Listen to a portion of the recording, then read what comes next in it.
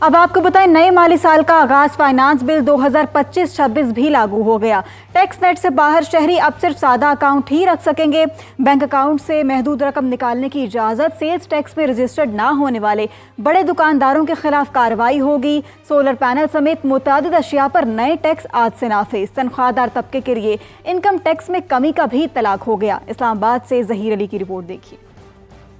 مالی سال 2025-26 کا فائنانس بل ایکٹ کی صورت نافذ۔ پرانے ٹیکسوں میں رد و بدل اور نئے ٹیکسوں کی وصولی آج سے شروع ہو گئی۔ نئے مالی سال میں FBR کے لیے ٹیکس وصولیوں کا ہدف 14,131 ارب روپے مقرر۔ پیٹرولیم مصنوعات اور گاڑیوں پر 2.5 روپے climate support levy. Solar panels کی درآمد پر 10% سیلز ٹیکس عائد کیا گیا ہے۔ ہائیبرڈ گاڑیوں کے پرزوں پر 4% اور زرعی ٹریکٹرز پر 15% ڈیوٹی نافذ۔ آئی ڈراپ سمیت آنکھوں کی ادویات اور گلوکوز پر 10% کسٹم ڈیوٹی عائد ہو گئی ہے۔